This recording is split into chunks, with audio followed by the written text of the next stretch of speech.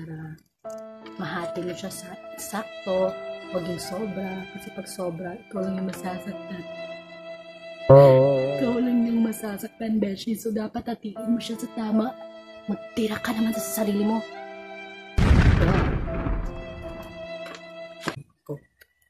So, yan mga beshi. Nakat ko na siya. So, hindi ko ko lang itong dalawa para sabay na. Total, dyan naman sa mahilig, diba? Pagsabay ng mga bagay-bagay. So, gayahin mo siya, beshi. Pwede mo lang i-apply sa pag-gunting-gunting, sa mga paggawa ng mga DIY, mga arts. Pero, huwag ipagsabay. Kasakit ka ng tao, te. Huwag mo ipagsabay, ha? Alam mo na. Sorry.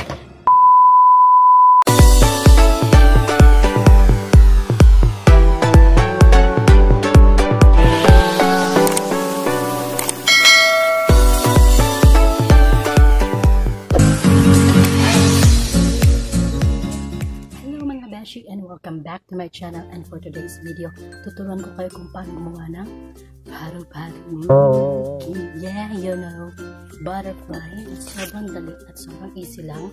Ito yung ginamit ko or ginawa ko dati nung nasa private school pa ako, school year 2017-2018. Ito yung ginawa kong design sa classroom ko, butterfly na magkaka nature yung datingan mga te. So yun na mga beshi, butterfly. Ito siya. So tuturuan ko kayo kung paano gawin ito. So let's start. In 3, 2, 1, 1, 1, 1, 1, 0.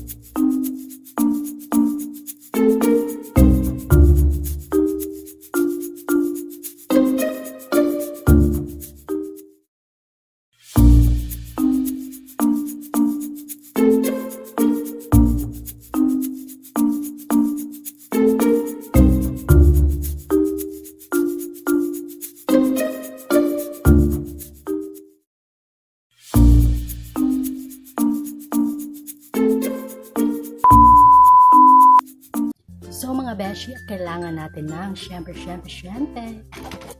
gunting mga beshi para putulin ang mga bagay-bagay na dapat na putulin para hindi ka na ma-check yan. So, ginagamit din ito sa arts mga beshi. Construction paper mga beshi. Hindi na kailangan mga beshi, hindi na kailangan ng glue and whatever, you know. So, hindi na kaya kung anong kulay yung gusto nyo for our butterfly. Yeah, para lumipad na siya mamaya. So, let's start mga beshi. Chan-chararan, chan-chararan, chan-chararan. Kailangan natin ng construction paper. Constructional paper. Nasa utak ko. So, mga beshi, huwag nitong pansinin kasi kapag teacher ka, merong ang dami-daming mga ayam sa gilid-gilid sa bahay natin. So, yeah, you know.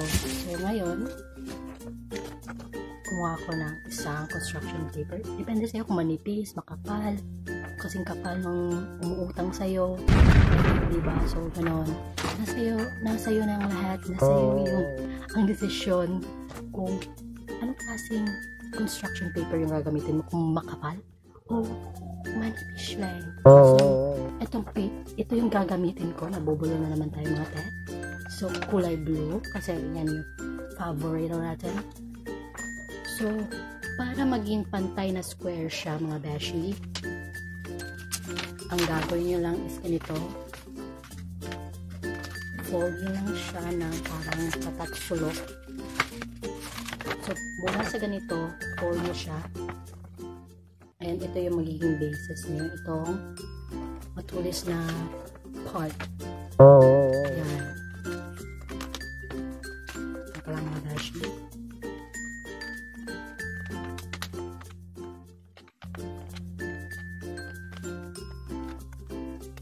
So, make sure na align sila yung dulo, yung pinakadulo, at align.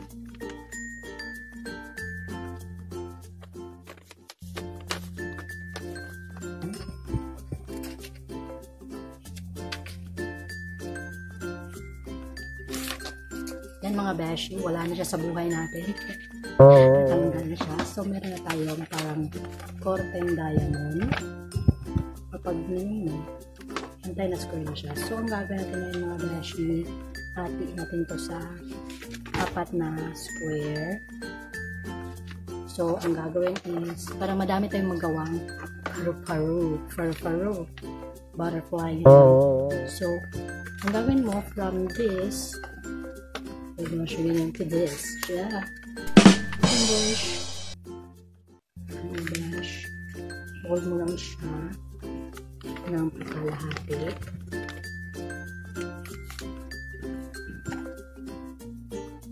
Brush. Hold mo lang. And then, katapos mo siyang i-fold, fold mo siya ulit para magkaroon tayo ng 4 na square.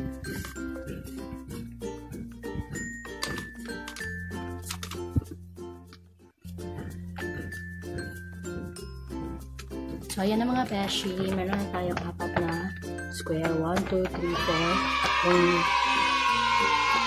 hindi ka sure na 4 yan, bahala ka sa buhay mo. Basta 4 yan mga beshi. 1, 2, 3, 4. So, cut mo lang siya.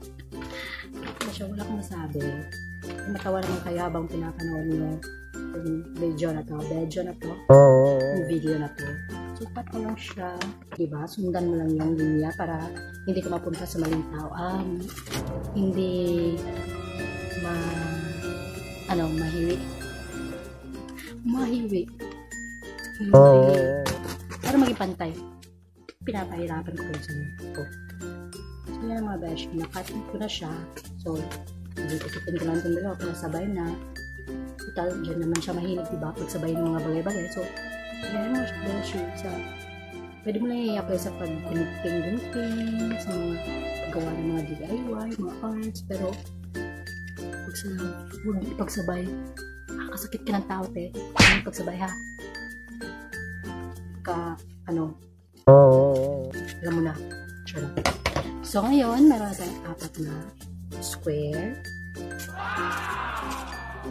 Gawin natin siya parang patatsulok triangle. So, from this, hold mo lang siya. Lumpas lang. Hold mo lang siya ng triangle, mga beshi. Dali lang yan. Mga mamser, ganun lang yun. So, fold natin to. So, meron natin isa. Fold ko yung iba para sabay. Dalawa. Meron natin dalawang naka-fold. And then, ngayon, beshi, hindi naman natin pwede pagsabayin folding yun. Kasi, isa lang yung ating kamay. Isa lang tayo. Hindi tayo tulad nila na mahilig magsabay-sabay sa mga bagay-bagay. So, mga beshi, isa-isa lang ang pag-fold. So, ngayon, fold natin siya ng triangle. Ang gagawin natin, buksan mo mga beshi. So, meron lang line na ganun.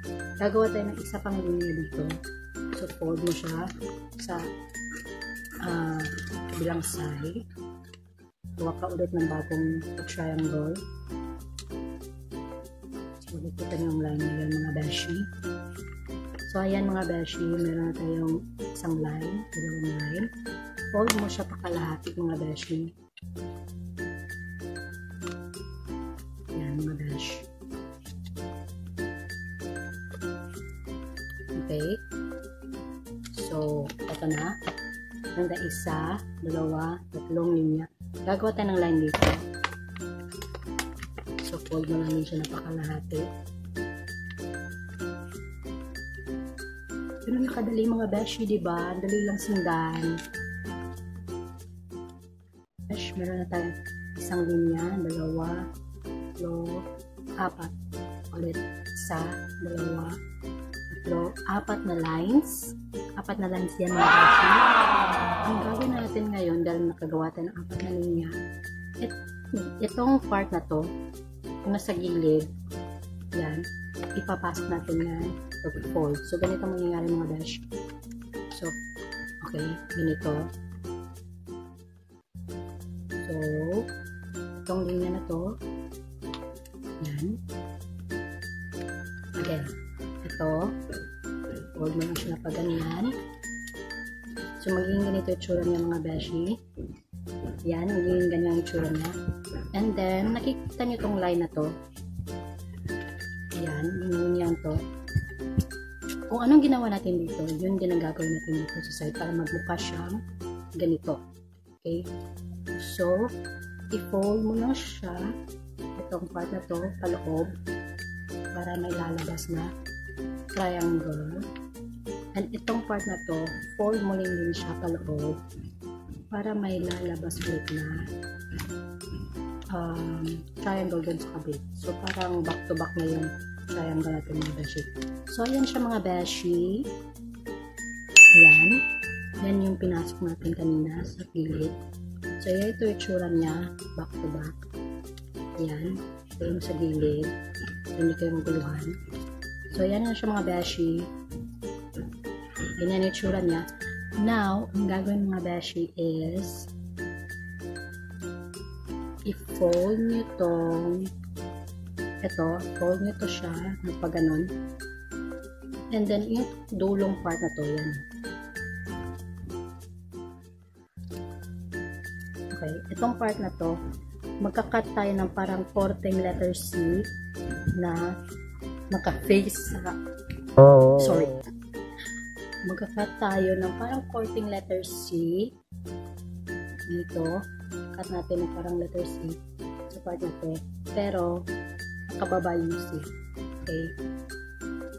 Cut tayo ng letter C na pababa. Pagano siya. Baliktad. So, cut mo lang yung edge. Ayan.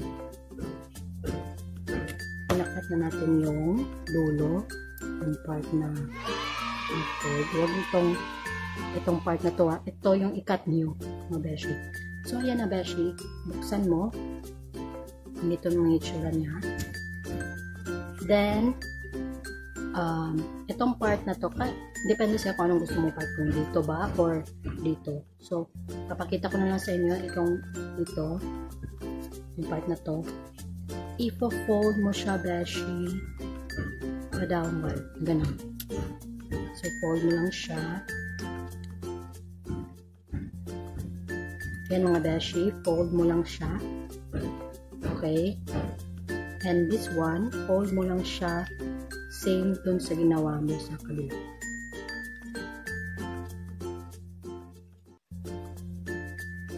Dapat pantay yung folding lang nila.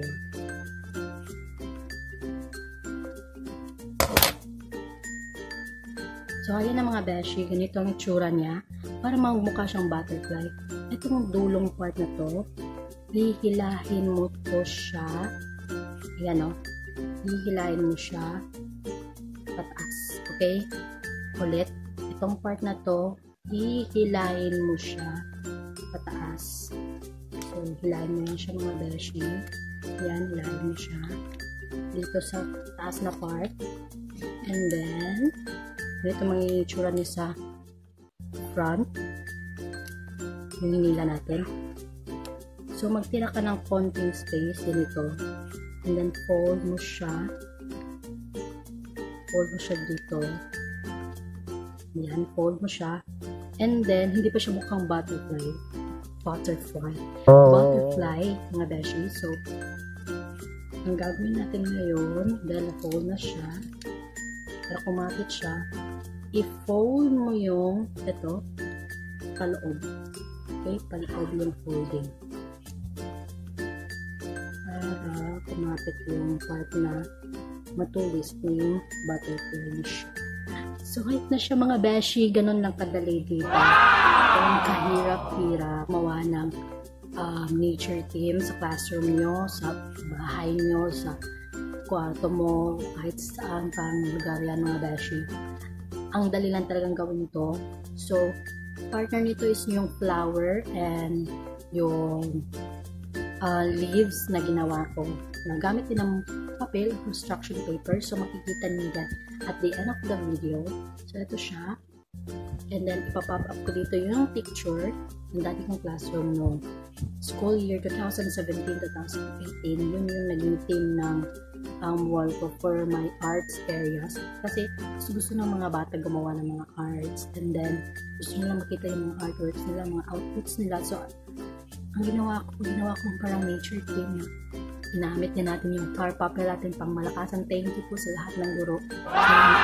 Nationwide ng ating video. 12,000 views na po tayo. So, ginamit ko yung tar papel po para gumawa ng malaking Tinkerbell. Tapos nilagay ko lang siya sa side, ganun. Pero sayang nga lang, wala akong picture noon, yung part na yon. So, nilagay ko sa Tinkerbell doon sa side ng wall ng classroom ko. And then, dun sa art area, naglagay ako ng madami, sobrang madami mga beshi, many, mga butterfly na ganito, na naglagay ko ng pattern na parang paakyat yung butterfly, parang siyang rainbow yung dating niya. Punta sila sa taas, then may arts na words sa ibabaw, and then sa baba is parang doon na yung mga artworks nila, and then may mga grass ako nilagay sa baba. So, parang naiinganyo yung mga bata na makita yung mga artworks nila, na motivate sila na to do better. Do better yung word. Naiinganyo sila na pagsikapan, gandahan yung mga artworks nila, ganun. So, dinamihan ko ng ganito. Mas maganda yung iba't-ibang kulay kasi magandang tingnan sa mata. Pwede din isang kulay may pattern ka na, isang kulay na ganito nagkakasunod-sunod, ibang kulay naman na magkasunod-sunod. Depende sa iyo mga beshi. So, ganun lang kadali mga beshi, di ba? No, hindi mo na kailangan ng mga glue dyan para lumikit siya sa buhay mo. Lumikit ko sa wall. So, kailangan mo lang lagyan ng tape sa likod, and then dikit ko lang siya sa wall. Kung trip mo, pwede mo na ilagay dyan sa ulo mo para mapansin ka ng crush mo. So, nasa sa'yo yan mga beshi. So, thank you everyone, and see you next time on my next upcoming tutorial video mga beshi. And, yun. Have a great day everyone. Bye!